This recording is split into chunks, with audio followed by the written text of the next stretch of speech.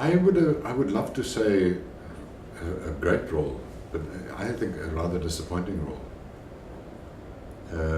The Afrikaans churches played an active role in supporting and entrenching apartheid. Over the years, and when I was young, it was very blatant in the sense that the Dutch Reformed Church, which is the biggest Afrikaans church that my family belonged to, said that apartheid was the will of God.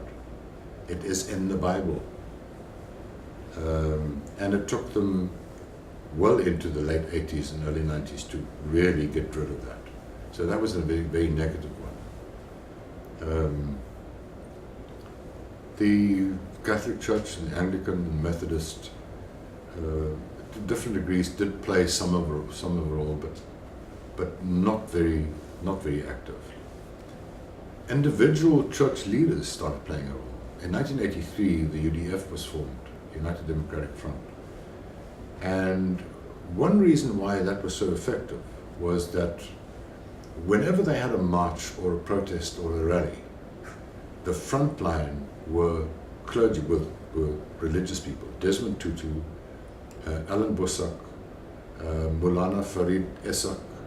So you had black and white Christians and Jews and Muslim religious leaders in front. And that was an incredibly strong message. And that kind of thing, the ANC completely dropped when they came back. I mean, they just dumped that whole culture that the UDF had. But that's what made the UDF so powerful.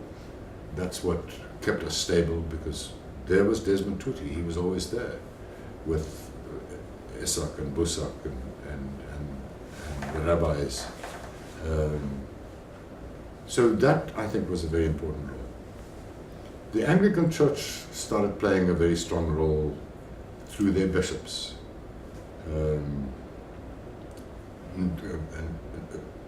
Desmond Tutu first, and then Ndungane, and now Makgoba. And I find it interesting that how those three men, more than any other